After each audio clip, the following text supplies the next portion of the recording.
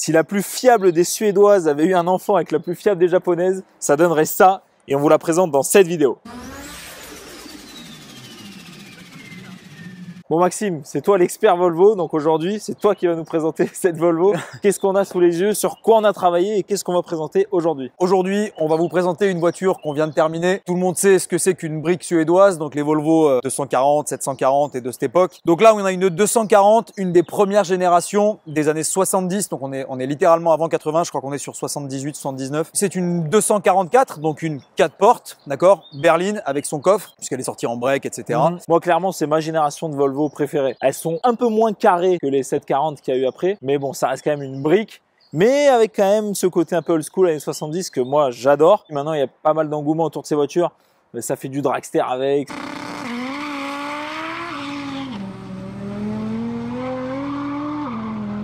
Ça fait du drift.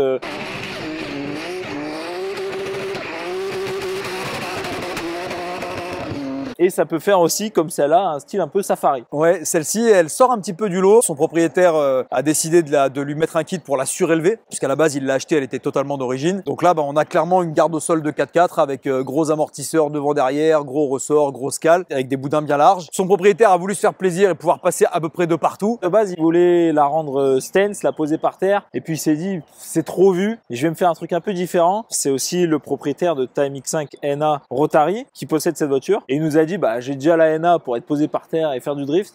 Avec la Volvo, je vais faire un truc un peu différent, je vais me faire plaisir, je vais la rehausser. Je crois que d'habitude, il installe aussi une galerie de toit avec des pneus et tout. Enfin, ça lui donne vraiment un look safari que perso, j'adore. Ouais.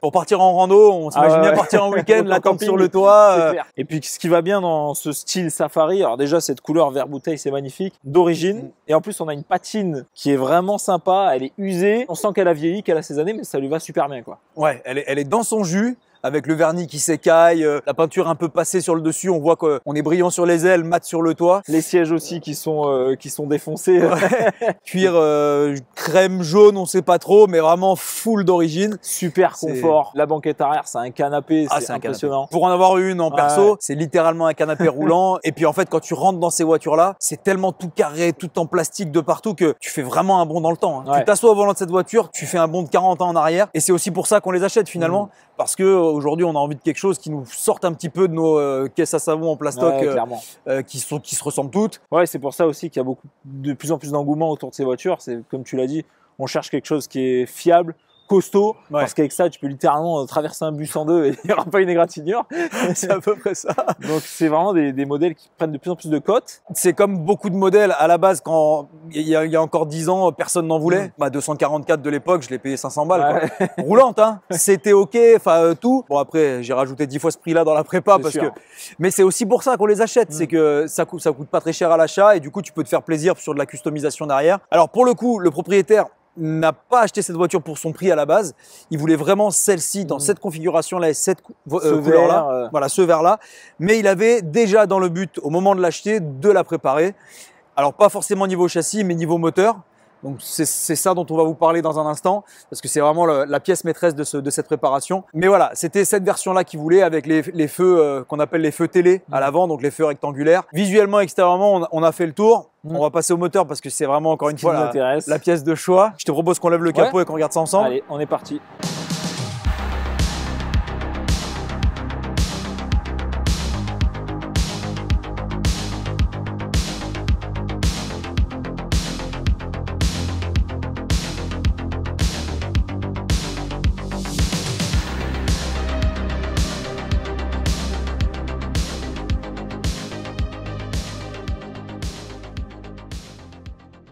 On est sur quelque chose d'atypique là pour le coup. Tu t'ouvres le capot, tu t'y attends pas, très clairement. Vraiment pas. Au cœur de la baie moteur de cette 240, on n'a plus le Red Block d'origine, qui est par ailleurs un moteur absolument fantastique. Mais ça fera l'objet peut-être d'une autre vidéo. Le Red Block d'origine, c'est un 2 litres. Alors il y a eu des 2 litres et des 2 litres 3, Atmo et turbo. Et en fait, tu peux les préparer à outrance aujourd'hui. Il y a un support du marché aftermarket qui est énorme. Le mien, pour le coup, développé 400 chevaux, 550 newtons. Voilà, ça se déplace. Ça va déjà bien. Ça va déjà pas mal.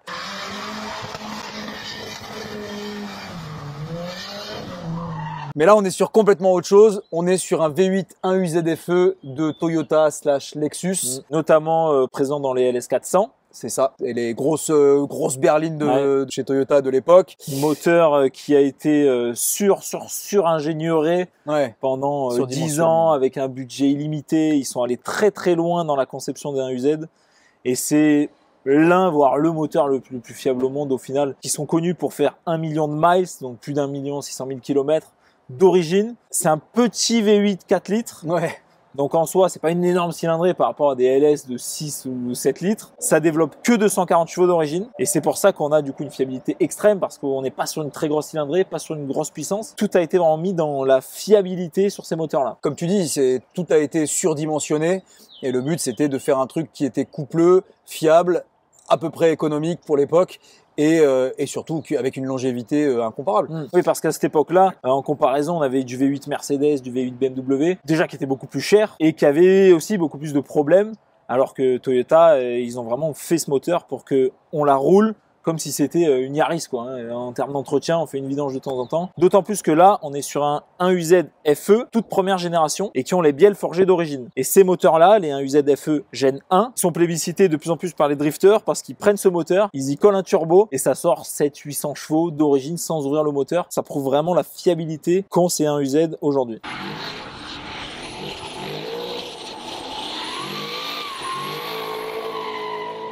C'est plus pour ce côté-là que ce moteur a été installé dans cette voiture, plutôt que de la pure fiabilité. Donc le propriétaire de cette voiture a fait faire le swap par un shop comme nous aux Pays-Bas. De sa bouche à lui, il savait pas qu'on existait, donc il m'a dit sinon je serais venu vous voir directement. Ça aurait fait moins de voyages que pour aller en Hollande. Ça aurait fait moins de kilomètres, Quand ils ont fait le swap, ils ont pris le moteur, mais aussi la boîte auto de la Lexus. Entre les supports moteurs, les supports de boîte, la ligne d'échappement, tout est un travail d'orfèvre sur cette voiture.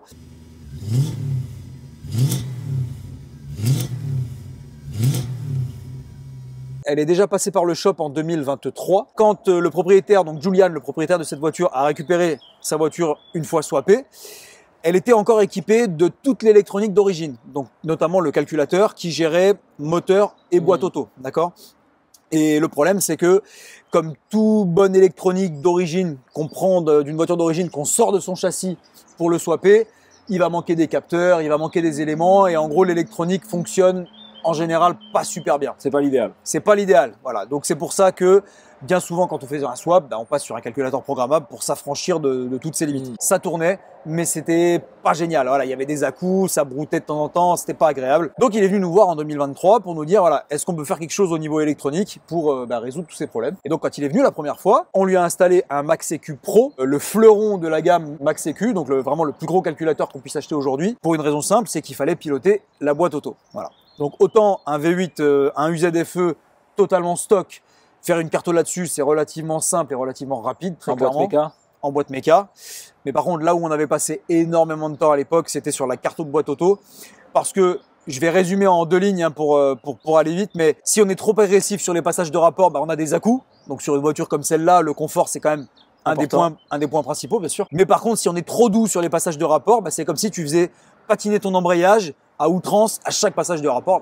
Résultat, tu crames ton embrayage. Et comme dans une boîte auto, on a plusieurs embrayages, et c'est le même principe, ça finit par tout cramer. Voilà, donc on avait passé pas mal de temps en 2023. Du coup, la Volvo est revenue cette année chez nous. Donc Julian nous a rappelé en début d'année en nous demandant si on pouvait donc s'occuper de quelques modifications supplémentaires. Parce que après qu'on lui ait fait une première fois, il a roulé quelques années, il a vu qu'il y avait d'autres choses aussi à améliorer qui avaient été fait lors du swap précédent. C'est ça. Et d'ailleurs, c'est comme dans tous les swaps. On fait un swap et au fur et à mesure qu'on roule, il y a des problèmes qui vont arriver. Et tu fiabilises au fur et à mesure. Voilà, c'est normal. Dans tous les swaps, c'est la même chose. Voilà, un swap qui marche à 100% dès le premier coup, c'est quand même extrêmement rare. Et donc là, pour le coup, Julian avait 2 problèmes principaux. Le premier, c'était que la voiture surchauffait. Étonnant, dans la mesure où on est sur une boîte auto, on est sur une voiture qui est utilisée pour cruiser plus qu'autre chose. Il s'est avéré qu'en fait, tout le système de refroidissement avait été pas mal conçu, mais disons pas de façon optimale. Et en clair, au lieu d'avoir un système qui s'auto-purgeait tout seul dès qu'il y avait des bulles d'air qui étaient créées, qui étaient donc purgées du système de refroidissement, eh bien en fait le système se vidait de son liquide de refroidissement. Et du coup, pas l'idéal non plus. Pas l'idéal non plus. Et le problème, c'est que du coup, quand on a ouvert le circuit de refroidissement, on s'est rendu compte qu'il manquait quasiment la moitié de liquide dans le moteur. Donc, pas étonnant que ça surchauffe. Donc, on a complètement revu le circuit de refroidissement. On a modifié le collecteur de liquide de refroidissement à l'arrière des culasses pour pouvoir incorporer une colonne avec du coup le bouchon de circuit de refroidissement. Plus haut que le moteur. Plus haut que le moteur, voilà. Donc là, ça devient vraiment le point avec l'altitude la plus haute de tout le circuit. Donc ça permet vraiment au circuit de se purger. On a, en plus de ça, créé un cloisonnement au niveau du radiateur d'eau. Parce qu'il faut savoir que quand le swap a été fait, le radiateur d'eau, qui est un gros radiateur en alu quand même, donc normalement qui est suffisant, était posé en plein milieu de la calandre, mais l'air pouvait s'échapper dessus, dessous, sur les côtés. Donc loin d'être idéal. Donc ce qu'on a fait, c'est qu'on a fait d'une pierre deux coups. En installant donc un radiateur d'huile, on a décalé le radiateur d'eau. On est venu finalement bloquer toute l'entrée d'air au niveau de la face avant pour que tout l'air qui arrive au niveau des radiateurs passe soit à travers le radiateur d'eau, soit à travers le radiateur d'huile. Et en plus de ça, on avait donc un témoin de pression d'huile qui s'allumait assez régulièrement. Ça pouvait venir d'une huile qui du coup chauffait trop et qui devenait trop liquide et donc une pression qui tombait. En même temps que rajouter un radiateur d'huile, on a rajouté un capteur de pression et de température d'huile et on s'est rendu compte finalement que c'était pas un problème de température. En fait, ce moteur ne chauffe quasiment pas son huile. C'était très compliqué déjà sur le banc d'atteindre les 70 degrés en huile, tu vois. Donc en fait, on s'est rendu compte que c'était pas ça le problème, mais en fait, le réel problème, et ça peut servir aux propriétaires de 1UZFE, c'est que si on prend le manuel Toyota, on se rend compte que à chaud, la pression d'huile minimum préconisée par Toyota sur ce moteur, c'est 0,3 bar. Ah ouais. Au ralenti. Incroyable, incroyable. Quasiment tous les interrupteurs on-off qu'on peut avoir sur le marché pour alimenter une loupiote de pression d'huile vont être tarés au minimum à 0,5, 0,6 bar. Du coup, il s'allume pour rien. Du coup, il s'allumait pour rien en fait. Et donc, on pensait qu'on n'avait pas assez de pression alors qu'en fait, non. 300 grammes de pression d'huile au ralenti, ça suffit selon Toyota pour que ce moteur fonctionne sans problème, sans faire des coussinets. Voilà. Ah, puis ils sont aussi super sensibles en termes de voyants. Moi, je sais que sur ma LS400, dès que j'avais un tout petit peu d'huile en moins au niveau, j'étais pas au max, j'étais peut-être 1 mm en dessous, parce que les joints de cage culbu sointaient, donc bon, ça fuit un peu. La maladie là-dessus. Voilà, connu. Et ben j'avais un voyant d'huile au tableau de bord, alors que j'avais littéralement 1 mm d'huile en moins. Et il était tellement sensible que ça m'affichait, donc d'un coup ça te fait peur, tu te dis je vais tout exploser. Alors que non, en fait ton niveau est bon, vraiment à rien quoi, donc c'est pas étonnant aussi cette histoire de loupiote là. Pour finir, on a décidé de supprimer complètement le papillon mécanique d'origine pour le remplacer par un papillon électronique. Ce n'est littéralement que des avantages. C'est absolument génial. Moi je suis très très friand de ce type de matériel. Donc là on est sur un Bosch Motorsport en 74 mm. Donc du coup, on a dû installer une pédale électronique, forcément. En l'occurrence, celle-ci vient d'une Volvo V40, mais dans l'absolu, peu importe. Pareil, ouais. On se passe maintenant complètement d'une vanne de ralenti, puisque c'est le papillon qui vient gérer ça, enfin le calculateur qui vient gérer ça via le papillon. Et donc on a une gestion du ralenti beaucoup plus fine. On peut mettre en place plusieurs cartos si on a envie, à l'aide d'un bouton, par exemple une carto agressive qui va faire que le papillon va s'ouvrir beaucoup plus vite avec peu de pédales, ou alors une carte pluie par exemple. On peut faire plein de choses complètement débiles. Du launch control. Du launch control, de l'anti-lag, des flammes d'1 mètre si on en a envie. C'est l'autre côté un peu sympa fun, de ce matériel, un peu fun. Et à part les petits problèmes qu'on a émis, c'était déjà un super travail qui a été fait. Ah mais c'est un travail de titan. Hein. On se rend pas forcément compte, mais parce que quand on lève un capot, on va s'attarder sur des petites finitions, des petites choses qui n'ont pas forcément été finies jusqu'au bout. Alors qu'en fait, le plus gros du boulot sur un swap, c'est tout ce qui se passe en dessous. Ouais. C'est vraiment du très très beau travail qui a été fait sur ce swap. On peut pas leur en vouloir, voilà, d'être passé à côté de 2-3 bricoles qui font partie encore une fois du process normal. Tu l'as dit, c'est normal. Voilà. Tu roules avec et tu te rends compte qu'il y a des problèmes à droite à gauche, c'est normal. Et t'es obligé de rouler avec d'abord pour t'en rendre compte. Bah oui, donc, bien sûr. Pareil en termes de faisceau, tout ce qui avait été fait, ça avait déjà été optimisé. Enfin, c'était déjà du beau boulot. Mais on y a aussi retouché, nous, après, pour le brancher au Max EQ, du coup. C'est ça. En fait, ils avaient remplacé le faisceau complet d'origine, qui était vieux et craquelé, par un faisceau de je sais plus quel fournisseur, qui en gros refaisait à l'identique, mais tout neuf. Donc c'était de la très belle pièce. Et effectivement, ça allait donc au calculateur d'origine, donc il a fallu qu'on modifie tout ça pour mettre le Max EQ Pro. Et non, ça a été énormément de boulot déjà en 2023 au niveau faisceau, pilotage. Si tu veux en fait avoir quelque chose qui fonctionne bien, qui démarre par tout temps, qui est agréable à conduire, c'est là où tu as le plus de temps à passer. Régler par exemple une voiture de compétition, ça prend beaucoup moins de temps que régler une voiture comme celle-là. Parce que en compète, t'as pas besoin de confort. Tu veux que ça marche, tu veux que ce soit violent, tu veux que… Et en gros, t'as pas besoin de te casser la tête à faire toutes les étapes de compensation, le ralenti à froid, à chaud, l'hiver, faut que ce soit nickel, l'été aussi, en montagne, tu vois.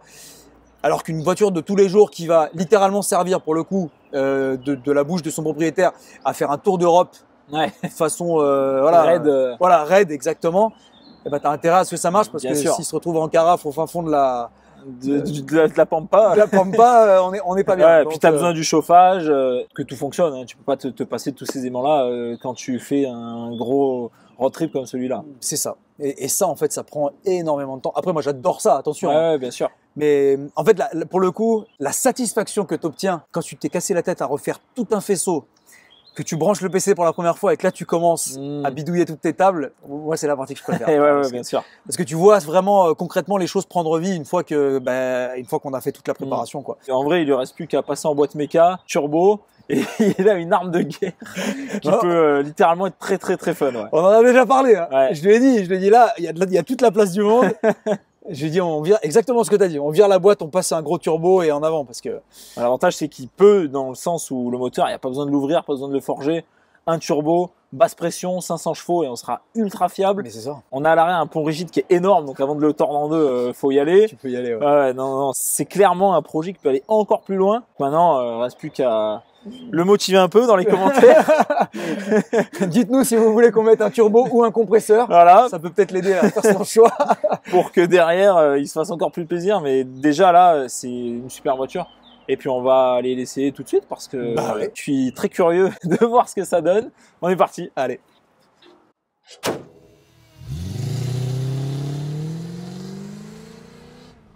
Mais avant qu'on voit les sensations au volant de cette Volvo 1UZ, pensez dès maintenant à vous abonner. C'est le meilleur moyen de soutenir la chaîne. Merci pour ça. Merci. Nous voilà donc au volant de cette génialissime Volvo 244 V8 1UZ FE. Premières impressions, je te laisse me dire. C'est déroutant, franchement. C'est déroutant. J'ai jamais été dans une machine comme celle-là. C'est vraiment atypique. Alors déjà, toi tu connais plus que moi, mais moi les Volvo de base, je suis même jamais monté dans une Volvo tout court en termes de conduite, quoi. Donc déjà, c'est vraiment très très confort. On sent qu'on est dans les années 70, hein, très clairement. Comme tu disais tout à l'heure, c'est un vrai voyage dans le temps. Les sièges, ça peut penser aux sièges des camionneurs, tu sais, sur ressort. C'est vrai. Le rembourrage comme ça. Le siège chez ta grand-mère, tu sais, qui est là depuis le vieux rocking chair. Depuis 50 ans. C'est ça. Mais au final, c'est le plus confort. En tout cas, ça colle parfaitement avec l'esprit. Ça, c'est très clair. Tout est carré, tout est… je sais pas comment expliquer, mais vraiment… Même l'odeur. Ah ouais, même typique, l'odeur. Ouais. Ah, c'est typique des voitures vraiment anciennes. Moi, je trouve ça fou de se dire qu'il y a encore aujourd'hui des gars en Suède qui roulent avec ça tous les jours et c'est leur seule voiture. C'est tu sais qu'en Suède, la Volvo 240, c'est la Clio de chez nous. Ouais. C'est à l'époque où j'étais allé au festival de drift à Gatbill en 2018, je crois. J'avais rencontré des Suédois qui m'avaient dit mais nous, à l'époque, je montais ma 240, donc j'étais trop fier de leur dire regardez. Et le gars, il m'a rayonné, il m'a dit tu sais, moi, les 240, on en achète avant l'hiver. On fait les idiots avec, on les tord en deux, on les tank dans des trucs de neige et puis on attend que l'hiver finisse et que la neige fonde pour les récupérer. Mais non, c'est vraiment super. Et d'avoir en plus ce bruit de V8 là, c'est incroyable. C'est le feulement du V8, il n'y a aucune vibration parasite. C'est feutré. Voilà. Juste ce qu'il faut en termes de volume sonore pour une voiture faite pour cruiser comme celle-ci dans le confort. Mais avant de venir au moteur, moi pour le coup, pour avoir eu une 240 plutôt rabaissée, ce qui me change le plus là, c'est la garde au sol et la tenue de route. Alors clairement, c'est pas avec ça qu'on va aller faire un touguet. Non, ni sur circuit, parce que ça tangue. Hein. On se fait balancer de droite à gauche. Il y a l'anti-roulis là, il n'existe pas. Hein. Alors ça prend toute la route, la précision du train avant, on repassera. Mais voilà, c'est marrant. Mais c'est marrant. Ça me rappelle un peu le Outlander qu'on avait essayé, qui était super haut. On avait un moteur de fou, mais aucune garde au sol, ça se penchait et tout. Mais au final, c'est trop marrant. Ouais. C'est ça. Ouais, c'est ça. Une fois que quand c'est assumé, finalement, voilà, tu sais que c'est pas avec ça que tu vas aller taper un chrono. Non, c'est clair. Mais par contre, c'est confortable au possible. Ah ouais. On est sur un tapis volant. Hein. Très clairement. Avec le couple du V8, la boîte auto, t'es là, les deux mains sur le volant. Imagine-toi, tu sais, la petite visière fumée, la petite cigarette, les petites lunettes rondes. Tu te retrouves années 70 en train de cruiser sur une petite route. Et le mode sport, c'est celui-là. Voilà. Donc là, tu as activé un mode sport. Donc là, j'ai activé un mode sport. Parce que c'est pas parce qu'on est sur une voiture des années 70 qu'on peut pas avoir un mode sport qui en fait va faire que la boîte va passer les rapports plus tard dans les tours. Okay. Et donc on peut aller chercher les 6000 tours qui sont le régime de rupteur d'origine de ce bloc.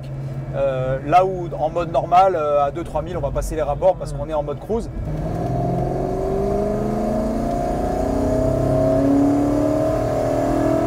Ah, ça tracte. Ça fait que 250 chevaux, mais franchement, de toute façon, quand tu as une boîte auto derrière. Oui. Dans tous les cas, c'est dommage que la boîte auto filtre ça parce que si on était en boîte méca, on aurait encore plus de sensations, clairement. On dirait même que c'est d'origine, hein, clairement. Ouais, ça pourrait clairement être d'origine. À part ce bruit qu'on entend de pompe électrique qui n'est pas forcément plus agréable, qui pourrait être aussi amélioré. Mais en termes de ressenti, c'est clairement une. Ça match. Ouais, ça match. Ça pourrait vraiment être d'origine. Pour cruiser, ce V8, il est incroyable. Alors, t'as pas 600 chevaux d'origine, mais t'as quand même pas mal de coups, parce qu'on est mine de rien sur un 4 litres, même si c'est un petit V8, bah, ça reste 4 litres, hein, et ça reste un V8. Et ce bruit. Oh, j'adore. Le bruit du V8, ça reste quand même quelque chose. Ouais. Pas forcément dans un truc qui va être au rupteur toute la journée, ou tu as une drifteuse ou quoi, ça j'aime un peu moins. Mais pour une caisse pour cruiser, je suis d'accord. C'est imbattable. Et encore, là on est sur un V8 un peu particulier, on n'est pas sur du gros V8 américain, du gros Chevy des années 60 qui ferait blablabla, qui tremble dans tous les sens. Là on est sur quelque chose qui est ultra équilibré. Ils en ont d'ailleurs fait une publicité à l'époque Toyota, mais tu pouvais mettre des verres à champagne sur le capot, pleine charge, sur un banc évidemment, et les verres n'allaient pas bouger. Ne bougeaient pas, d'accord. J'avais fait un test sur ma LS400 en mettant une pièce sur la tranche. Ah oui, le fameux, tu l'as fait et ça marche. Tu démarres, ça bouge pas, tu mets gaz, ça bouge pas. Incroyable.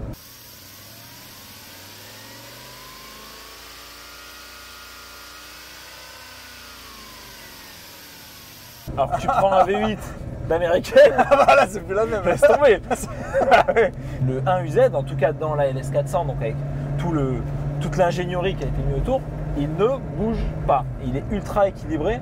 Et même là, on le sent, si tu mets gaz, la voiture, elle va pas se pencher de gauche à droite. Alors, à l'arrêt, elle le fait. Je sais pas si tu as remarqué, si tu mets un gros coup de gaz, ça fait comme les grosses ricaines de l'époque. Parce que là, elle est tellement rehaussée. Voilà, parce qu'elle bouge. C'est ça. Effectivement, quand tu roules tranquille, t'as juste le bruit, mais t'es dans un pot de crème. Quoi. Ah non, c'est vraiment sympa. Honnêtement, c'est vraiment. Ça serait marrant aussi, honnêtement, avec un gros V8 américain qui bouge dans tous les sens, mais peut-être plus dans un projet un peu hot-rod. Et ça a déjà été fait d'ailleurs. Oui, bien sûr. Les Américains, ils sont friands de ça. Ils te mettent un LS là-dedans, que ce soit pour cruiser ou pour aller faire du drag. Tu vas sur YouTube, t'en trouves 10. Des projets comme ça.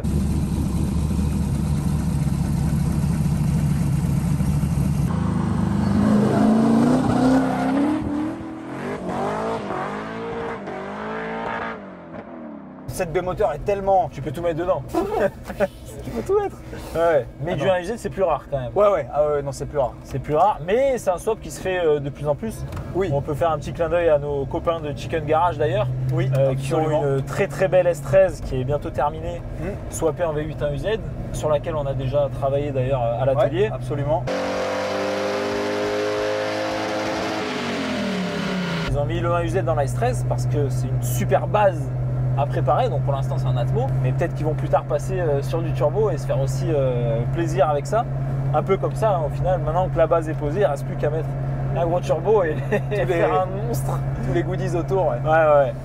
Ouais, non, c'est des bons moteurs. Après, c'est vrai que si on cherche de la perf pure, c'est pas là-dessus qu'on va En Atmo, non. Voilà. Tu prends un LS par exemple, il va faire avec 3 pièces Bolton dessus, il va faire 350 bourrins. Minimum, Celui-là en Atmo, pour lui faire cracher des chevaux, ça coûte tellement cher que ça vaut pas le coup en fait. Non, mais c'est le gros avantage, c'est que tu mets un turbo, tu n'as même pas à ouvrir le moteur, et puis c'est ultra fiable. Quoi. Ça par contre, on est d'accord.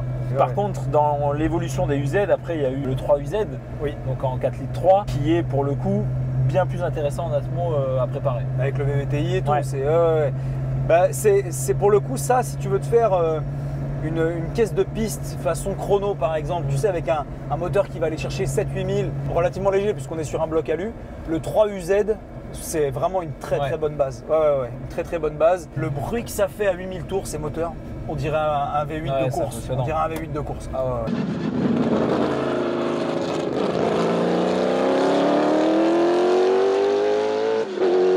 C'est un super moteur. C'est une bonne base. Ouais. De toute façon, les UZ, c'est fiabilité, quand même performance, couple, mais vraiment, surtout, la fiabilité. La fiabilité qui fait toute la différence.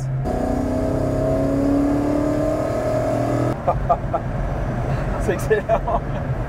C'est excellent. Tu t'attends pas à ça dans une Volvo, c'est fou. C'est fou. Ça tracte, hein? Ouais, franchement, ça marche bien. Ça marche bien pour ce que c'est.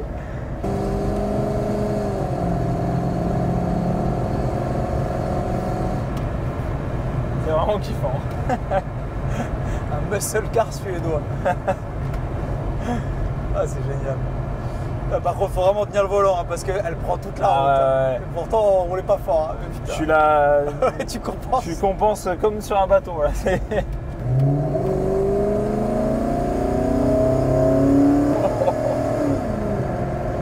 La seule chose qui lui manquerait peut-être, c'est un régulateur de vitesse pour faire des longues distances. Oui. Mais c'est quelque chose qu'on peut rajouter du coup grâce au Max EQ et au papillon électronique. Absolument. Ça, c'est un des autres avantages du papillon électronique, c'est qu'on peut, littéralement installer un régulateur de vitesse comme une voiture moderne. Et du coup, ça participe au confort encore un peu plus et à ce côté OEM+, finalement, qu'on cherche dans ce genre de véhicule. Ce V8 là, ça apporte cette petite touche de noblesse en plus, tu vois. Tu cruises tranquille à 2000, tu as le feulement. La sonorité. J'adore. Ah, c'est une super auto. Hein, c'est quelque chose que je pourrais acheter moi très clairement. Pour avoir eu deux LS400, c'est des moteurs que j'adore très clairement. Et j'aime bien aussi les swaps et tout ce qui sort du lot. Donc un UZ dans une Volvo, dans une Volvo vraiment atypique comme celle-là, c'est un super combo.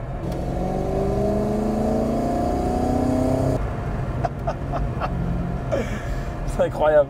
Tu verrais la tête des gens qui se font déposer par une mamie des années 70. Ah, c'est génial, c'est génial. Ouais, les moteurs Frankenstein comme ça qui te permettent d'être tranquille et d'avoir le truc. Ah, j'adore. Elle donne vraiment la banane. Ah ouais, c'est génial. C'est génial. C'est génial. On l'aurait bien filmé il y a 2 ans, mais on n'avait pas encore la chaîne YouTube. Mais c'est vrai qu'on est super heureux de pouvoir vous présenter des projets comme ça à chaque fois qui sortent du lot. Déjà, on prend beaucoup de plaisir à travailler dessus, hein, parce que clairement, c'est pas tous les jours que tu bosses sur une Volvo V8 1 UZ, c'est clair. Mais on prend aussi beaucoup de plaisir à vous les présenter.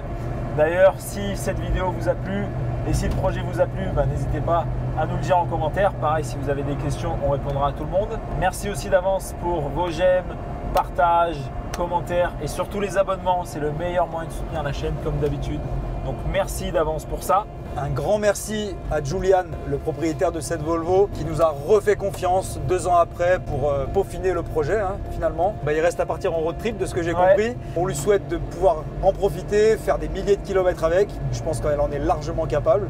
Et on lui donne rendez-vous dans quelques temps pour la pose d'un gros turbo et d'une boîte méca parce que ça lui manque. On aime cruiser, mais il n'y a pas mieux qu'un gros turbo ou qu'un gros compresseur.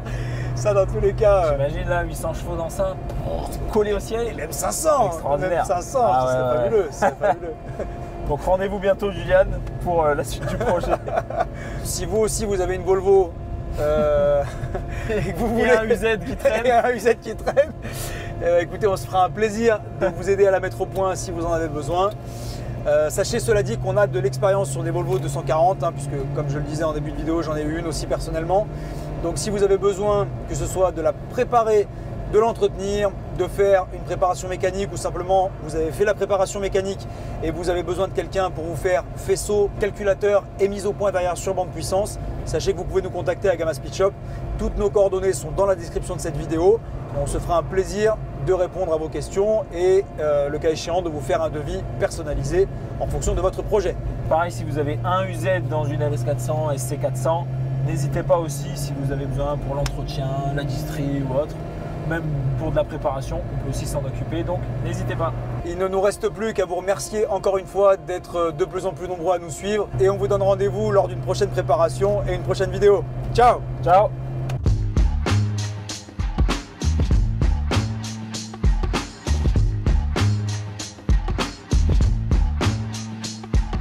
Ciao! Ciao! Attends, fais le ciao. Non, là. Je suis sous sol.